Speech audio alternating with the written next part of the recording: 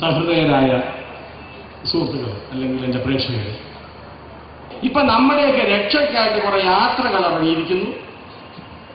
ഒരിക്കലും സാധാരണക്കാരന് ഉടത്തും പോകാനൊക്കാത്ത ഗതാഗതക്കുരുക്ക് വേറെ, വിമോചന യാത്ര, ആഘോഷയാത്ര, ഘോഷയാത്ര, രക്ഷായാത്ര, ഇങ്ങനെയൊക്കെ നിരവധി യാത്രകൾ കൊണ്ട് റോഡെ നടക്കാൻ തെണ്ട ഭിക്ഷക്കാർക്ക് പോലും നടക്കാൻ പറ്റാത്ത അവസ്ഥയായിരിക്കുന്നു എന്നുള്ളതാണ്. ഒരു തെങ്ങ് നശിക്കുന്നത് കാണുമ്പോൾ വിഷമിക്കുന്നവനാണ് ഞാനൊരു ബോട്ടണി സ്റ്റുഡന്റാണ്. ഞാൻ സസ്യശാസ്ത്രത്തിൽ ബിരുദമെടുത്ത ഒരു വ്യക്തിയാണ്. എനിക്ക് ചെടികളോടൊക്കെ പ്രത്യേക സ്നേഹമാണ്, ആദരവാണ്, ബഹുമാനമാണ്. പഴയകാലത്ത് ഒരു മരത്തെ മുറിക്കുമ്പോൾ പൂജിക്കുമായിരുന്നു, വൃക്ഷപൂജ എന്നാണ് അതിന്റെ പേര്. അങ്ങ് മുറിച്ചു കഴിഞ്ഞാൽ ഉടനെ നിർബന്ധമായും രാജാവിന്റെ നിർദ്ദേശമാണ് ആ മുറിച്ച സ്ഥാനത്ത് മറ്റൊരു മരം നടണം എന്നുള്ളതാണ്. നട്ടില്ലെങ്കിൽ അതുമായിട്ട് ബന്ധപ്പെട്ട് എല്ലാവരുടെയും ശിരച്ഛേദം നടത്തി കളയുക എന്നുള്ളതാണ്. വളരെ ക്രൂരമാണെന്നിപ്പോ തോന്നാം ആ ശിക്ഷ. അതുകൊണ്ട് കാടുകൾ പച്ചപിടിച്ച് നിൽക്കുള്ളൂ. ഒരു മരം മുറിച്ചു കഴിഞ്ഞാൽ മറ്റൊരു മരം നിർബന്ധമായി വെച്ചിരിക്കണം. അത് അനൽഖനീയമായ നിയമമാണ്. നമുക്കിത് ചെയ്യാമെന്നുള്ളതേ ഉള്ളൂ. ഒരിക്കലും തെങ്ങ് ചതിക്കില്ല. പഴയകാലത്തെ കാരണന്മാരോ തെങ്ങ് ഒരിക്കലും ചതിക്കുക.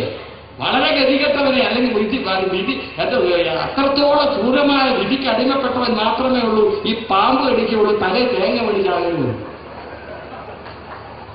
അല്ലെങ്കിൽ തെങ്ങും തോപ്പുള്ള എല്ലാവരും തേങ്ങ വഴിച്ചാകണമല്ലോ. അതിനുശേഷം നോർത്ത് ഇന്ത്യൻ വിപ്ലവങ്ങളുടെ ഏറെ തേങ്ങ ആരോഗ്യത്തിന് നല്ലതല്ല, തേങ്ങാപ്പാല് നല്ലതല്ല, വെളിച്ചെണ്ണ നല്ലതല്ല, ശുദ്ധ അസംബന്ധമാണ്. നിങ്ങൾ ഏത് ഡോക്ടറോട് ചോദിച്ചു നോക്കുക. നമ്മുടെ മുൻ തലമുറ 80, 70, 90 വയസ്സ് 13 പിള്ളേരെ ഉണ്ടാക്കിയിട്ട് കരുത്തനായിട്ട് 90-ാം വയസ്സിൽ പറ്റിയാതൊരു കല്യാണവും കഴിക്കാം എന്ന് വെച്ചാൽ ആരോഗ്യമുള്ള വയസ്സന്മാർ തേങ്ങ എണ്ണ തേച്ചും തേങ്ങ എണ്ണ കഴിച്ചും തന്നെയാണ് ഇവിടെ ജീവിച്ചത്.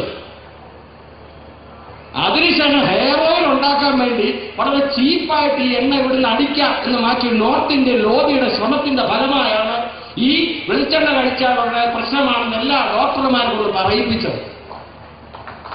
അപ്പൊ മുടിയിൽ തേക്കാനായിട്ട് നമ്മുടെ എണ്ണയും നമുക്കത് താങ്ങാനായിട്ട് കടുകെണ്ണ ഇങ്ങോട്ട് തരാം, അല്ലെ പാമോയിൽ ഇങ്ങോട്ട് ഇറക്കാമെന്നുള്ളതാണ്. അതെങ്ങനെയോ നമ്മളൊന്നും അറിയുന്നില്ല, ഇനിയെങ്കിലും അറിയില്ല. ആരോഗ്യത്തിനൊരു പ്രശ്നമാണ്. പക്ഷെ തേങ്ങയെണ്ണ വീട്ടിൽ പഴഞ്ചോറടിച്ചിട്ട് വീട്ടിൽ ഇരുന്നാൽ പോലെ ജോലി ചെയ്യണം. ഒന്നി പറമ്പ് ജോലി ചെയ്യണം, അല്ലെ ജനങ്ങൾക്ക് വേണ്ടി എന്തെങ്കിലും ചെയ്യണം, അല്ലെ സ്വന്തം തൊഴിൽ ചെയ്യണം. തേങ്ങയെണ്ണ അടിച്ചുകൊണ്ട് പഴഞ്ചോറ് നിന്നാൽ തട്ടിപ്പോവും. നമ്മൾ ആരാണ്, നമ്മുടെ വസ്തുക്കൾ എന്താണെന്നും നമ്മുടെ പൈതൃകം എന്താണെന്നും നമ്മുടെ രാജ്യം എന്താണെന്നും പരിപൂർണ്ണം നാം മനസ്സിലാക്കും. നമുക്ക് ആധുനികത വേണം. ആധുനികത 100% നമുക്ക് ആവശ്യമാണ്. ഭാഷ ആവശ്യമാണ്, പുത്തൻ ടെക്നോളജി ആവശ്യമാണ്.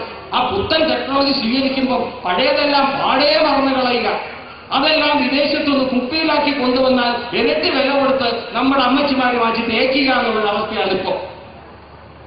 ചില വേപ്പല പറിച്ച് തേക്കാൻ പറഞ്ഞാലും തേക്കത്തില്ല. പകരം സോപ്പ്, വേപ്പലയുടെ അംശമുള്ള സോപ്പ് എന്ന് പറഞ്ഞാൽ 10,000 രൂപ കൊടുത്ത് വാങ്ങിക്കും, അല്ല 10 രൂപ കൊടുത്ത് വാങ്ങിക്കും. ഇന്നത്തെ ഫാഷൻ എത്തി നോക്കുന്നതിന് മുമ്പ് സ്ത്രീകളിലെല്ലാം വളരെ വ്യക്തമായി ശ്രദ്ധിച്ചിരുന്നു. മുറങ്ങൾ തന്നെ ഏതൊക്കെ ടൈപ്പിലാണുള്ളത്. തെള്ളാനൊരു മുറ, പാറ്റാനൊരു മുറ, കൊഴിക്കാനൊരു മുറ. പിന്നെ വേറൊന്ന്, ഇതെല്ലാം പ്രകൃതിയുടെ തന്നെ ഭാഗങ്ങളാണ്, പ്രകൃതിയുടെ തന്നെ സാധനങ്ങളാണ്. ഇത് മണ്ണിലേക്ക് ഇട്ട് കഴിഞ്ഞാൽ മനുഷ്യ ശരീരം ജീർണിക്കുന്നത് പോലെ മണ്ണിനോടൊപ്പം ജീർണിച്ചങ്ങ് ചേരും, പ്രകൃതിയുടെ ഭാഗമായിട്ട് മാറും. പഴയകാലത്ത് തിരുവളയെങ്കിലും തിരുവള എന്നൊരു സാധനമുണ്ട്. അതായത് ഈ കലമൊക്കെ പാതാമ്പരാടുന്നതാണ്, അത് അടുപ്പിൽ നിന്ന് ഇറക്കി വെക്കാൻ ഉപയോഗിക്കുന്ന ഒരു സാധനമാണ് തിരുവളയം. പിന്നെ അത് പെണ്ണുങ്ങൾ ഉടച്ച് കെട്ടാൻ തുടങ്ങി.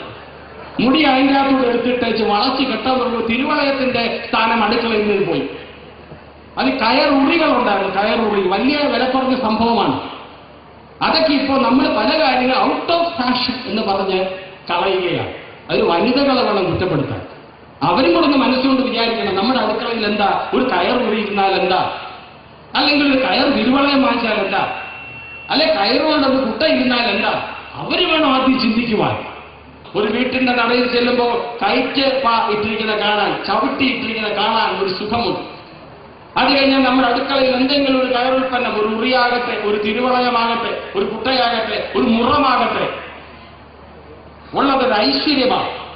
കൽപ്പവൃക്ഷമാണ് തെങ്ങ് എന്ന് പറയുന്നത്. പുരാണങ്ങളിൽ നോക്കിയാൽ കാണാൻ ഇത്രയും കൂടുതൽ ആദരവർഹിക്കുന്ന ഒരു വൃക്ഷം വേറെ ഇല്ല എന്നുള്ളതാണ്. ചാണക്യബന്ധത്തിൽ ചാണക്യൻ പറഞ്ഞിട്ടുണ്ട്, എവിടെ കേരവൃക്ഷങ്ങൾ നശിക്കുന്നുവോ ആ രാജ്യം നശിക്കുന്നു എന്ന് വളരെ വ്യക്തമായിട്ട് അദ്ദേഹം പറഞ്ഞിട്ടുണ്ട്. ചാണക്യ സൂക്തങ്ങളിൽ വ്യക്തമായി പറഞ്ഞിട്ടുണ്ട്.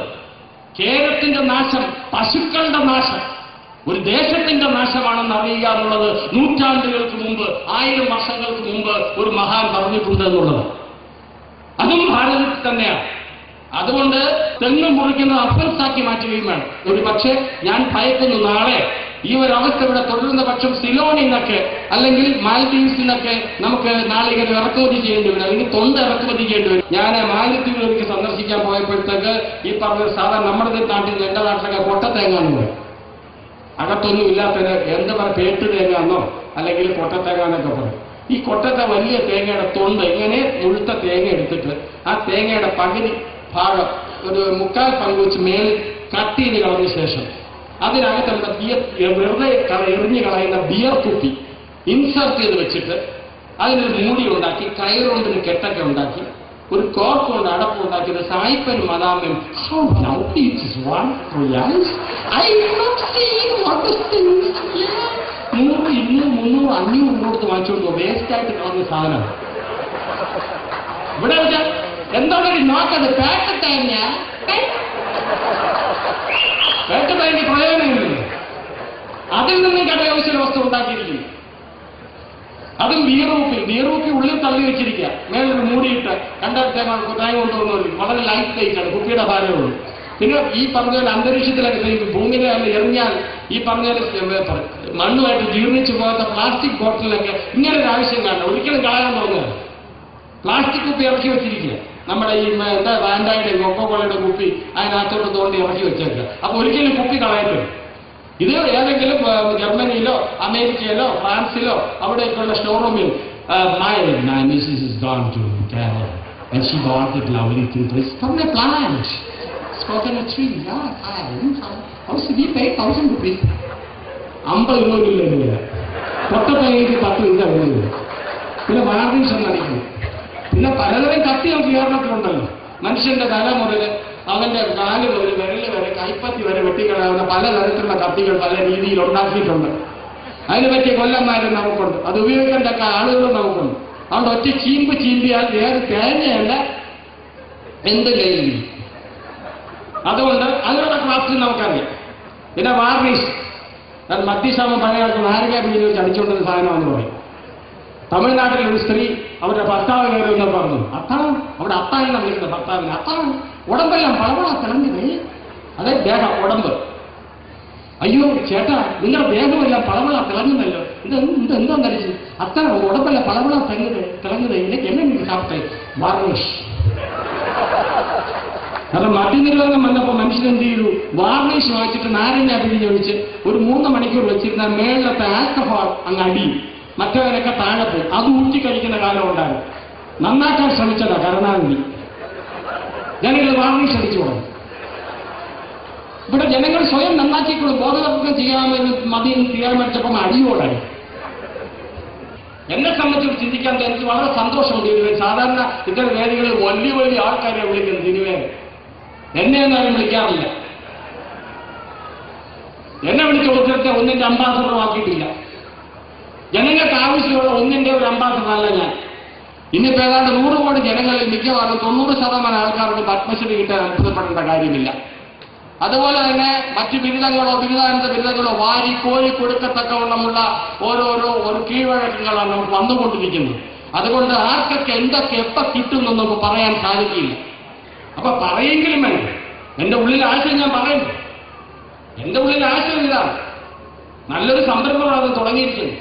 ഇത് നമ്മൾ പ്രാവർത്തികമാക്കണം. അങ്ങനെ മാത്രം ചിന്തിക്കുക.